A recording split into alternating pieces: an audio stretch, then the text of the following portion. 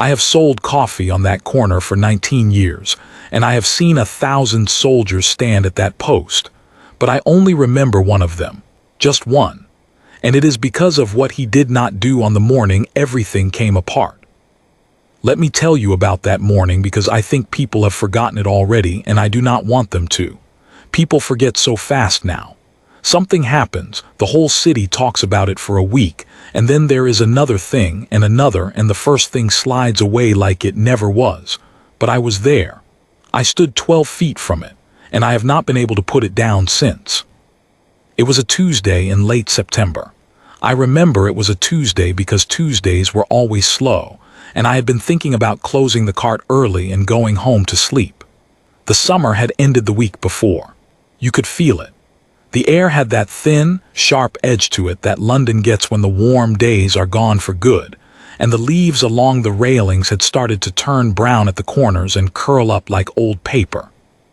The tourists were thinner than they had been in August, but there were still plenty of them, the stubborn kind, the ones who come no matter the weather because they have flown a long way, and they are not going to let a gray sky cheat them out of their photographs. My cart sits near the edge of the green, where the path runs down toward the park, and the big stone gate stands at the corner. I have stood in that same spot for 19 years. I know the cracks in the pavement. I know which slab rocks when you step on it and which lamppost the pigeons like best. I know the regulars, the office men who buy a black coffee at 8:10 and do not say good morning, the woman with the 2 greyhounds, the old fellow who feeds the birds even though there is a sign that says not to. I have watched children grow up walking past my cart. I have watched some of them come back years later with children of their own. A corner like that, you do not just work there.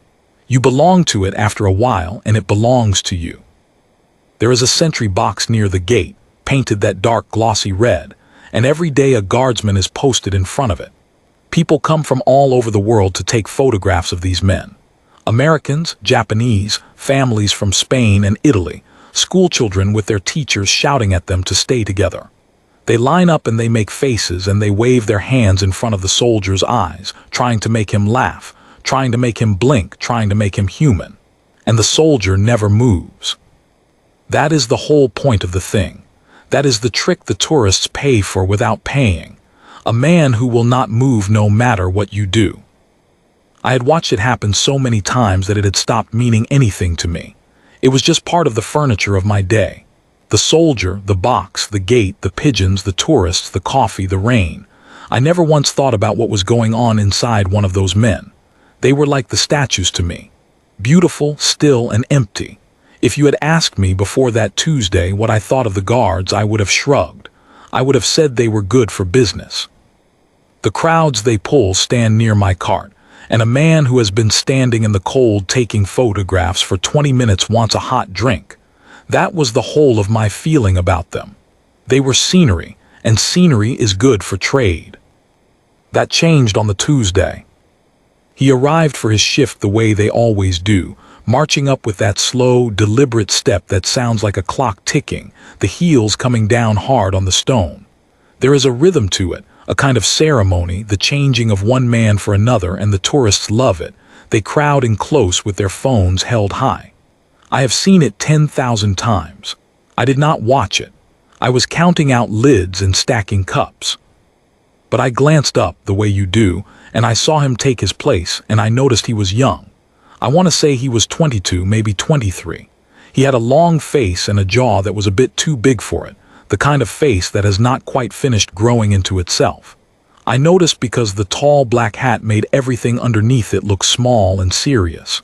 The chin strap cut a line across his face. His eyes looked straight ahead at nothing.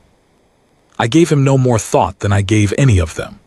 I made a cappuccino for a woman in a yellow raincoat, and I dropped the change and I bent down to pick it up off the wet ground.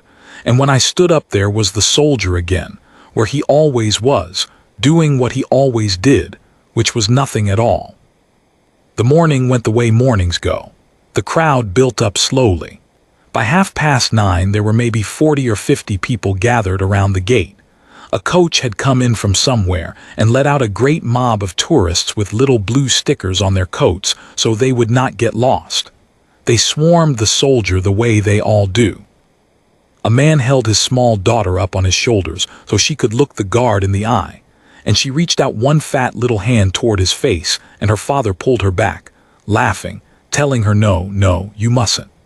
Two teenage boys took turns standing beside the soldier, throwing their arms around in the air, pulling faces, while their friend filmed it on a phone. A woman tried to put a flower behind his ear and could not reach, so she gave up and put it in her own hair instead and laughed about it. He did not move, not once, not for any of them. I remember thinking that morning the same lazy thought I always thought. I thought, what a strange job, to stand still and let the whole world treat you like you are not there. To be looked at by thousands of people every single day and to be seen by none of them. I thought I could not do it. I would crack.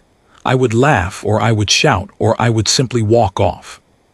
There is something not quite natural about a man who can hold himself like that, hour after hour, while the world pokes and prods and makes faces at him. I had always assumed it was a kind of emptiness that let them do it, a switching off. I assumed there was nobody really home behind those eyes. I did not know yet that I was about to see him properly for the first time, and that I would never be able to stop. The first strange thing was the dog. It was a small brown dog, the kind that yaps on a long lead, and it belonged to an old man who came past the green most mornings. I knew the man by sight, not by name. He always wore the same flat cap, and he always nodded at me without buying anything, which I respected, because there is a dignity in a man who will nod at you for 19 years and never owe you a penny. The dog had never paid the soldier any mind before.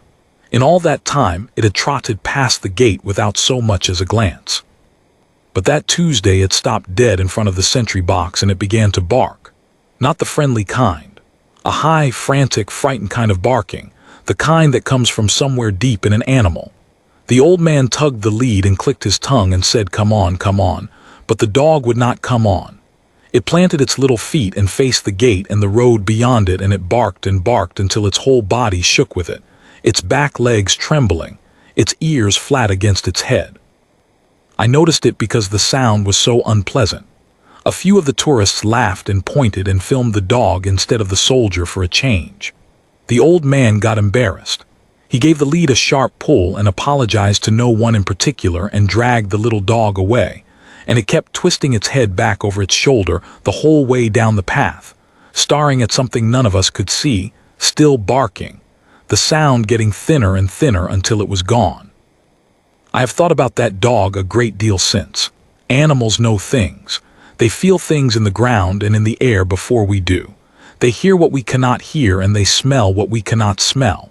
I think that dog felt what was coming a full quarter of an hour before any human being on that green had the slightest idea. I have wondered since whether I should have understood.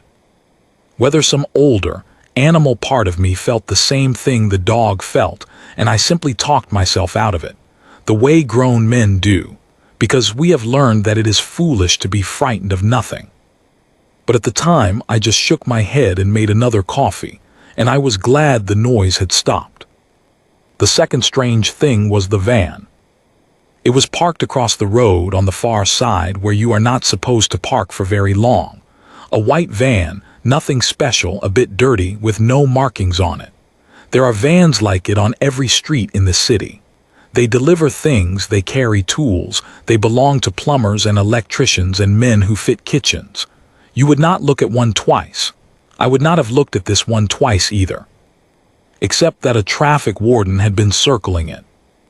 She was a small, fierce woman, the warden, with a peaked cap and one of those little machines for printing tickets, and she walked around that van 2 or 3 times the way a cat walks around a thing it is not sure about. She peered in the windows. She wrote something down. She waited, the way they do, hoping the driver would come scrambling back with his arms full of apologies so she could give him the satisfaction of a ticket. But the driver never came. She stood by it for a good while, and then she gave up and walked off down the road to find easier prey, and the van just sat there with nobody in it, dirty and white and silent in the September sun. Now you have to understand, none of this seemed connected to me at the time. A barking dog, a badly parked van. These are the most ordinary things in the world. London is full of barking dogs and badly parked vans. If you stopped to worry about every one of them, you would never get out of bed in the morning. I am only telling you about them now in order, because looking back I can see the shape of the thing forming, piece by piece, while all of us stood there drinking coffee and taking photographs and thinking about lunch. At the time there was no shape. There were just things. The shape only comes afterward, when you lay the things out in a row and see how neatly they fit together, and it makes you cold to look at. The soldier saw the van too. I know he did because I was watching him by then. I am not entirely sure why I had started watching him. Maybe it was the dog. Maybe something in me had started to wake up without my noticing, some old instinct I thought I had lost. But I was looking at his face when his eyes moved. They were not supposed to move. That was the rule, the whole rule, the thing that made him what he was. And his head did not move. I want to be clear about that. His head stayed dead level and straight, the tall hat perfectly upright. But his eyes flicked. Just once. They went to the van across the road and they held there for a second, maybe two, and then they came back to the front again, to nothing, the way they were meant to be. I felt a small, cold thing go down my back. I did not know what it was yet. I just knew that the soldier had looked at the van the way you look at something that is wrong. Not the way you look at a pretty girl or a famous face or a bird on a wall. The other way. The way you look at a thing that does not belong where it is. A few minutes passed. The crowd thinned a little and built up again. The sun came out from behind the clouds and made everything bright and ordinary and warm for a moment, lighting up the gold tips of the iron gate so they shone. A child dropped an ice cream and started to cry, that sudden total grief that small children have, where the whole world has ended over a scoop of vanilla on the pavement. A pigeon landed on the top of the sentry box, and the tourists laughed and pointed and took pictures of it sitting up there above the soldier's tall hat. The bird and the man, both still, and the soldier did not move, and the pigeon did not move, and for a little while everything was as peaceful as it has ever been on that corner. I want you to hold that picture, the sun, the gold gate, the crying child being comforted, the pigeon on the hat, the smell of my coffee and the tourists laughing. Hold it because it is the last ordinary moment and none of us knew it. Then a man came across the road from the direction of the van. He was walking quickly, not running but quick, with his shoulders up around his ears and his hands pushed down into the pockets of a gray coat that was too heavy for the weather. He had a hood up even though it was not raining. He kept his head down. He moved through the crowd of tourists like a man pushing through tall grass, not looking at anyone, not stopping for anyone, turning his shoulder to slide past a family, and he was heading straight for the gate. I want to tell you that I knew something then. I want to tell you that I shouted, that I did something, that I was a hero too. But the truth is I did not. The truth is I thought, there goes a rude man in a hurry, and I felt that small, ordinary irritation you feel at someone who shoves through a crowd, and I went back to wiping down the counter of my cart. That is the honest truth, and I am not proud of it. I have made my peace with it mostly. A man cannot be blamed for not seeing what he was not trained to see. The soldier did not go back to anything. The soldier was already watching him. I saw it again, the eyes that flick, except this time they did not come back. This time they followed the man in the gray coat all the way across the road and through the crowd and toward the gate, and the soldier's whole body, which had been so perfectly still all morning, had a new kind of stillness about it now. It is hard to explain. He had been still like a statue before. Now he was still like a cat. There is a difference. One is the stillness of something that is empty. The other is the stillness of something that is full and ready and waiting, every muscle awake under the cloth. I had been wrong about him all morning. I had been wrong about all of them for 19 years. There was somebody home behind those eyes after all. There always had been. I had just never given him a reason to show it. The man in the gray coat reached the gate. He stopped. He looked up at it, at the tall iron bars and the gold tips, and then he looked at the soldier standing in front of his box a few yards away, and for a moment the two of them just stood there in the middle of all those happy chattering tourists, looking at each other, and nobody else in the world seemed to notice at all. The tourists kept on filming. A woman was laughing into her phone. The crying child had been given a fresh ice cream and was happy again. And in the middle of all of it, two men were having a silent conversation that no one but I could see. Then the man said something. I could not hear what. I was too far away and there was too much noise. But I saw his mouth move, and I saw the way he said it, low and fast, the words coming out the side of his mouth without his lips hardly opening, the way men talk when they do not want to be heard. The soldier did not answer. The soldier was not allowed to answer. That is another rule. They are not allowed to speak. They will stand there and let you scream in their face, and they will not give you a single word. The man waited, and when the soldier gave him nothing, a kind of impatience came over him. His head jerked. His hands moved inside his pockets. He said the thing again, louder this time, and now I caught a piece of it, a single phrase that floated across the green to me on the cold air, and it turned my blood to ice water. He said, "You should walk away from here." That was all. You should walk away from here. He did not say it like a threat. That is the part that has stayed with me. He said it almost gently. He said it the way you would warn someone, the way you might tell a man his shoelace is undone or that he has left his lights on. There was something almost sorry in it. And then he turned and walked back the way he had come, quick again, head down, hood up, back through the crowd and across the road, and he did not stop at the van. He kept going, past it down the street, and he turned a corner and he was gone. The soldier stood there. He had heard it. I know he had heard it because I watched his jaw tighten under the chin strap, a small hard movement, the only thing on his whole body that moved. He had been told to walk away. He had been told it by a man who had come from a van that had been sitting empty across the road for half an hour. A van that a small brown dog had barked at until its whole body shook.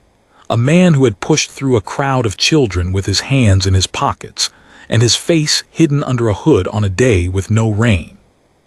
And the soldier did not walk away. I think about this part the most. I have thought about it for years, lying awake, turning it over, because at that moment he could have. Nobody would have known. Nobody would have blamed him. He could have told himself it was nothing, a madman, a drunk, a nuisance, the kind of thing you get a dozen times a week at a post like that.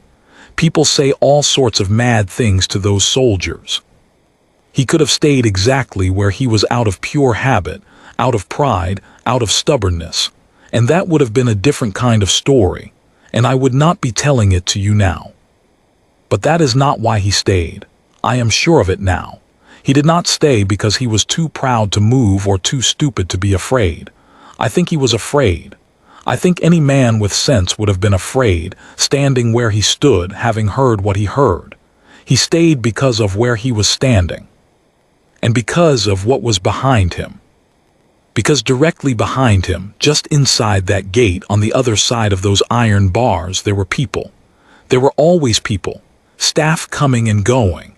A gardener with his barrow had gone in not long before, and that morning, that particular morning, there were children.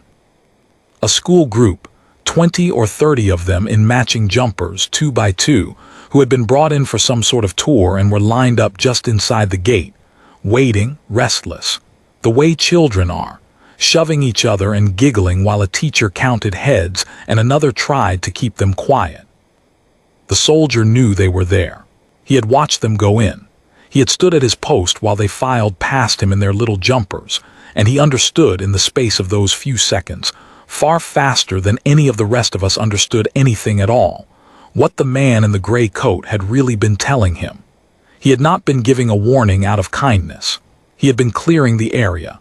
He had been moving the one obstacle that stood between his van and that open gate. "Walk away from here," he had said, and what he meant was, "I do not want you to be the thing I have to get past." And the soldier worked it out, and he did the only thing he could do.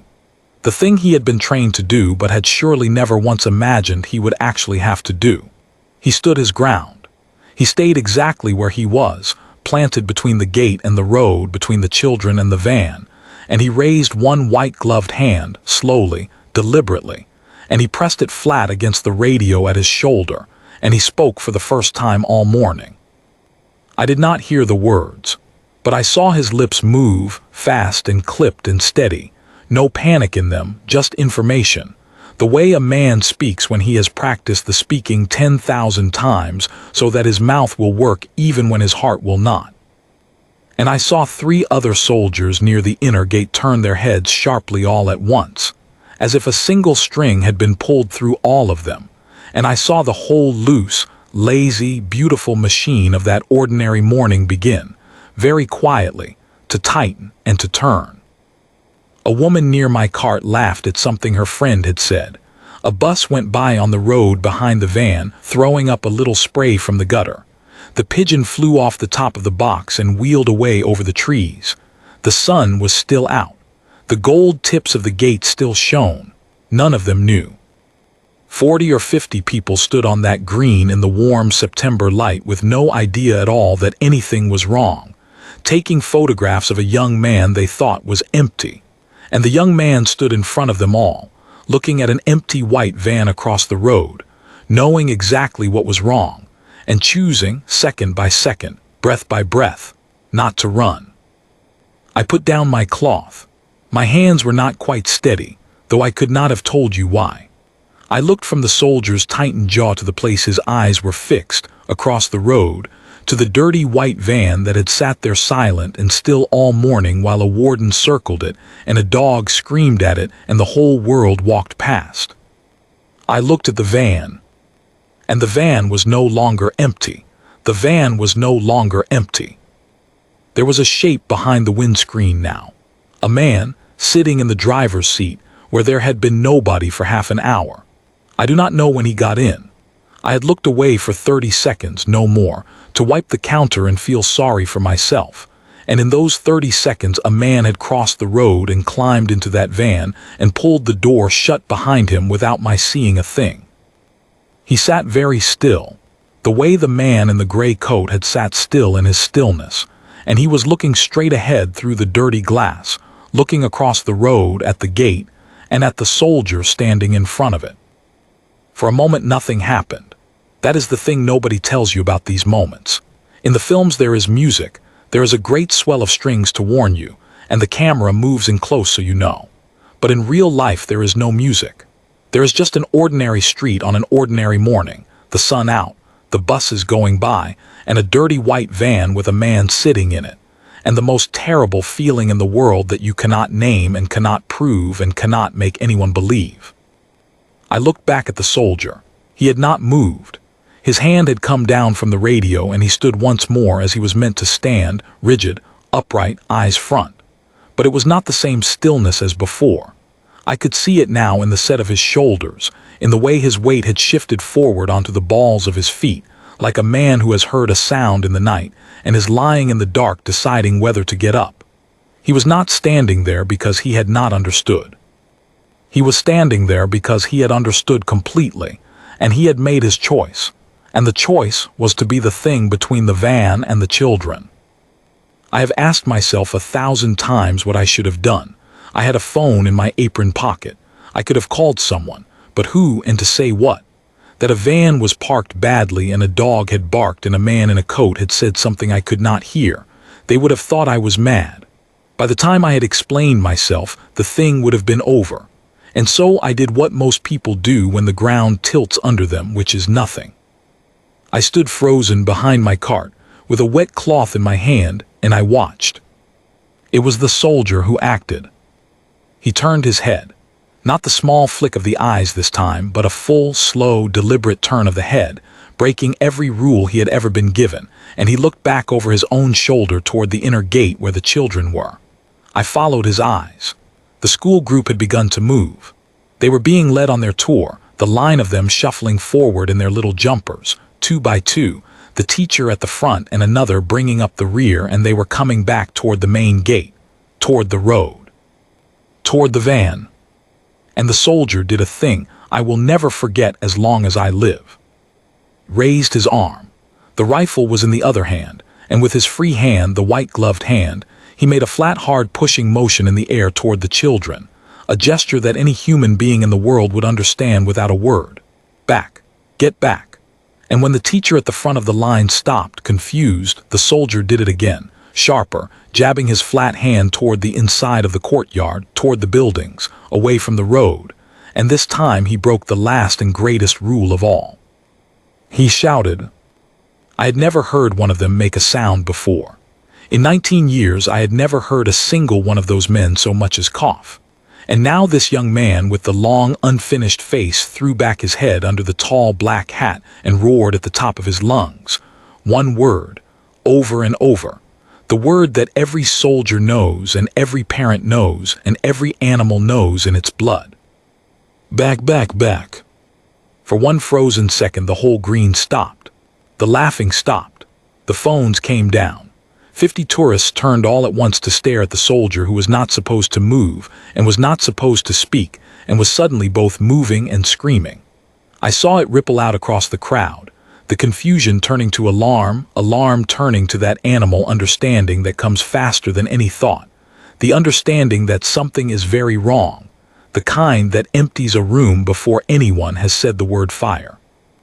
The teacher understood first. God bless her, whoever she was, she understood in less than a heartbeat. She did not ask why. She did not argue.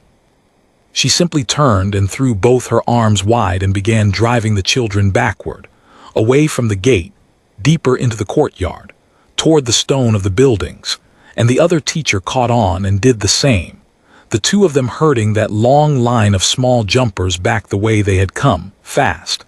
And some of the children began to cry because the grown-ups were frightened and children always know. And the man in the van saw all of it. I was watching his face through the windscreen. I saw him see the children turn. I saw him see the soldier with his arm out, hurting them, screaming, ruining whatever it was he had come to do. And I saw something change in his face, a kind of collapse, the look of a man whose plan has just come apart in his hands, and he knew he had been seen. And he knew the moment was lost, and he did the thing that men like him do when the moment is lost. He stopped waiting. I did not hear the engine. I do not think he ever started it. He did not need to drive anywhere. He simply made his decision the way the soldier had made his in a second, and he reached forward toward something on the seat beside him, and his shoulders hunched, and his mouth opened. The soldier saw it too. And in the last instant, with the children still streaming back behind him and 50 tourists frozen in the open in front of him, the soldier turned to face the road and the van full square, and he planted his feet, and he stood. He did not run for cover. There was no cover for him to run to that would not have meant abandoning the gate.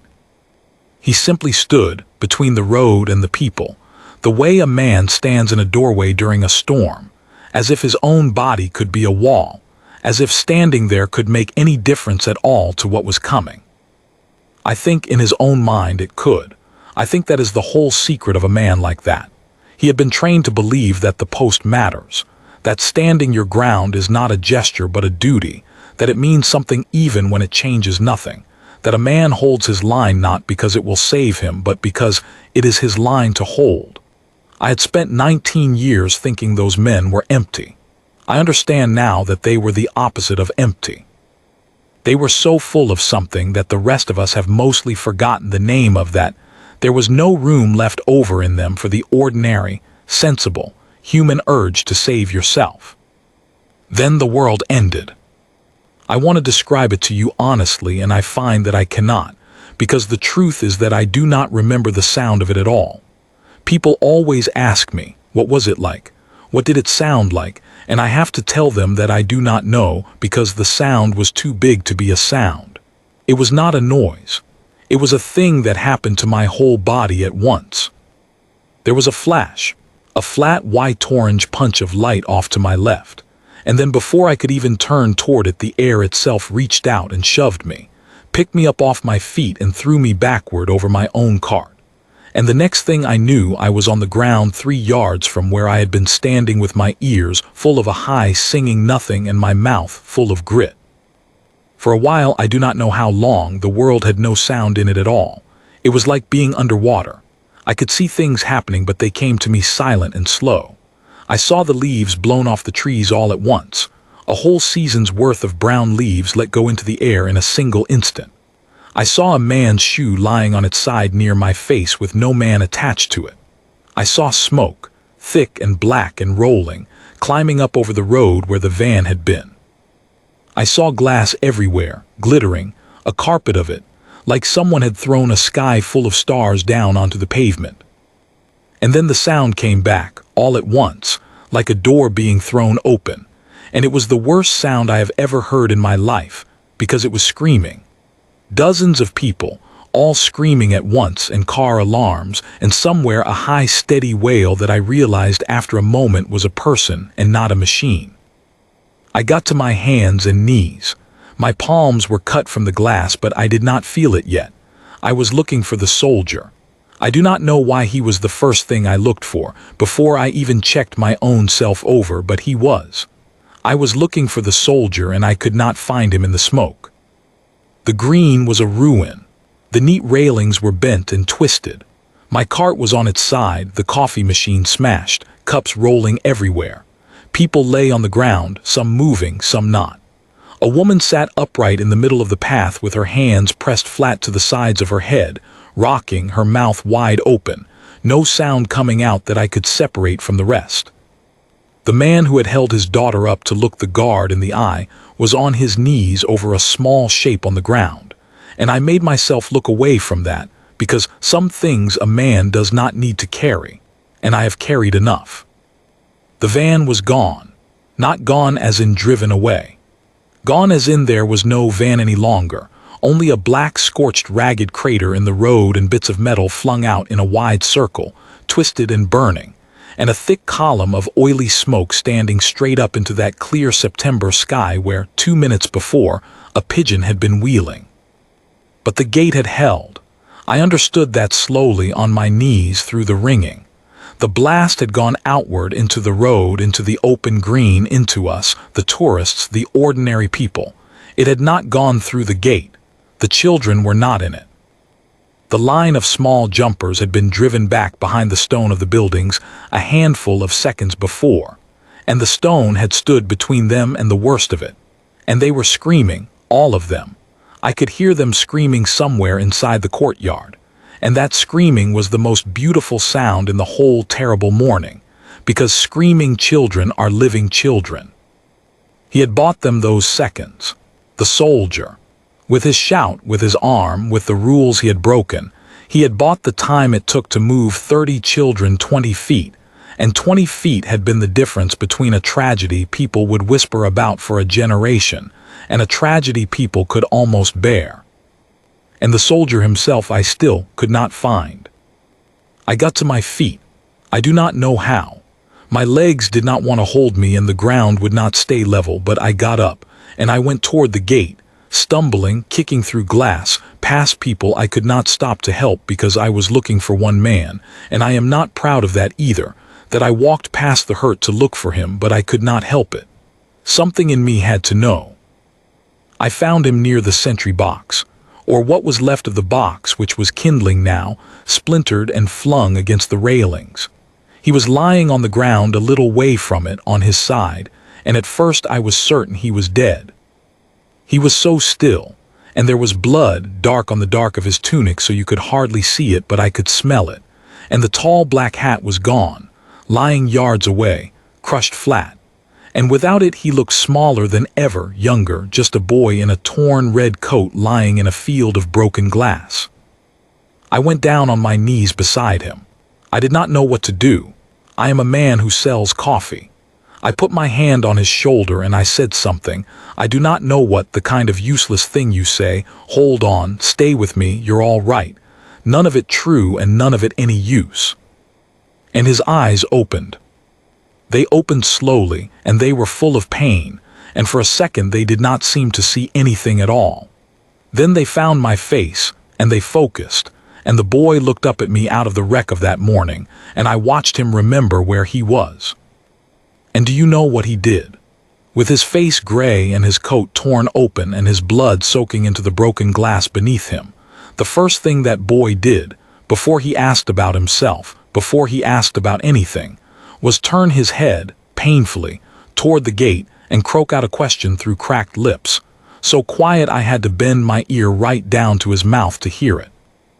He said, "The children, did the children get back?" I sat back on my heels and I looked at him. This boy I had thought was empty. This boy I had walked past 10,000 times without once wondering what was inside him, and I felt something break open in my chest that has never quite closed since. I said, "Yes, son, the children got back, you did it, they're safe, you kept them safe." And he closed his eyes and I saw the smallest movement at the corner of his mouth, not quite a smile. He did not have the strength for a smile, but some easing, the look of a man who has finished a job he was given and can finally put it down. His hand, the white glove black now with smoke and blood, opened slowly against the ground, the fingers uncurling, letting go of something they had been gripping all morning. The first sirens were coming now, far off and then suddenly very near, that rising falling cry, and people were starting to move toward each other instead of away, the way they do once the first shock passes, strangers crawling to strangers, a man tearing his own shirt into strips, a woman holding another woman who was not her friend, the whole green slowly knitting itself back together out of the people who had survived it. Somebody was calling out, asking if anyone was a doctor. Somebody else was just calling a name, over and over, the same name into the smoke. I stayed where I was, on my knees in the glass beside the boy in the torn red coat, with my cut hands pressed against the wound in his side the way you see them do on the television, pressing hard, talking to him, telling him the sirens were coming, telling him to hold on, telling him about the children again because it was the only thing that seemed to reach him, the only thing he seemed to want to hear. "The children got back," I kept saying. "You held your post. You held your post, son. They got back." His breathing was shallow and fast, and there was a sound in it I did not like. A wet catch at the bottom of each breath, but he was breathing, and his eyes would open every little while and find my face, and as long as they kept finding my face I kept talking, because I had got it into my head somehow that the talking was a rope, and that if I stopped pulling on it he would slip away down into the dark. Around us the morning went on being terrible, but I had stopped seeing it. There was only the boy and the rope of words and the rising sound of the sirens and the smoke standing up straight into the bright cold sky over the place where the van had been, over the corner where I had sold coffee for 19 years and would never quite be able to sell it the same way again. They took him from me in the end. The paramedics, I mean. They came running across the broken green in their green suits with their bags and their stretcher, and a young woman with her hair tied back knelt down on the other side of him and put her hands where mine had been and told me gently that I had done well and that I could let go now. I did not want to let go. I had been holding that boy together with my two hands and a rope of words for what felt like a year and was probably 4 minutes, and some animal part of me believed that if I took my hands away he would come apart. But she was calm, and she was sure, and so I let go and I sat back into the glass and I watched professionals do what I could not. They worked on him fast. They cut his coat the rest of the way open, that beautiful coat, that famous red, and underneath it he was just a boy's body, pale and ordinary and broken, and they pressed things to him and called numbers to each other and lifted him onto the stretcher and carried him away at a run toward the ambulances that were filling the road now, a whole line of them, blue lights turning, and I lost sight of him in the crowd of green suits, and I did not know as they carried him off whether I had just watched a man die or watched a man saved. I sat there a long time. Someone put a foil blanket around my shoulders. Someone asked me my name and wrote it down. The fierce little traffic warden, the one who had circled the van, was sitting on the curb not far from me with blood down one side of her face, perfectly calm, holding a stranger's child on her lap and singing to it, very quietly, some song I did not know. I have thought about her too since. We none of us know what we will be in a thing like that until the thing is upon us. Some men who think they are brave run, and some little women who write parking tickets sit down in the ruins and sing to a frightened child until its mother is found. You cannot tell from the outside. You cannot tell from the outside about any of it. The hours after are a blur to me even now. They cleared us off the green eventually, walked us in a long shuffling line to a church hall a few streets away where there was tea, and where people sat in plastic chairs not talking, just staring, holding their cups. They took our details. They asked us, those of us who could, what we had seen. I told a young officer everything in order, the dog and the van and the warden and the man in the gray coat and the words, "You should walk away from here," and the soldier turning and shouting and standing his ground. The officer wrote it all down and his pen stopped when I got to the part about the soldier, and he looked up at me and asked me to say that part again, slowly. And I did. And when I had finished, he sat for a moment without writing anything at all. In the days that followed, the corner became a different place. You will have seen pictures of it, perhaps, even if you did not know what you were looking at. The road was closed for the best part of a week while men in white suits crawled over every inch of it. The railing stayed bent, and the flowers came. They came first in ones and twos, left by people who had been there, and then they came in their thousands, until the whole length of the railing was a wall of color, flowers and cards and little flags and soft toys and candles in glass jars that strangers came at night to relight when the wind put them out. People I had never seen, would never see again, came from all over the country and stood at that railing in the rain and wept for people they had never met. I stood among them many times in those weeks. I had nowhere else to put myself. My cart was gone, my livelihood with it, and I would walk down to the corner each morning out of habit and find myself among the flowers, reading the cards. Most of the cards were for the dead, and there were dead. I will not pretend otherwise. That morning took people who had done nothing but come to look at a soldier on a bright September day, and their names were spoken at services and printed in the papers, and I will not list them here because they were not mine to carry, and I have tried in the years since to learn the difference between honoring the dead and using them. But among all the cards for the dead there were others, hundreds of them, and these were not addressed to anyone by name because nobody yet knew his name. They were addressed simply to the guardsman, to the soldier who stood, to the brave young man at the gate. "Thank you," they said over and over in 100 different hands, the careful round writing of children and the shaky writing of the very old. "Thank you for our children. We don't know who you are, but thank you." Because that is the thing. For a long time, nobody knew if he had lived.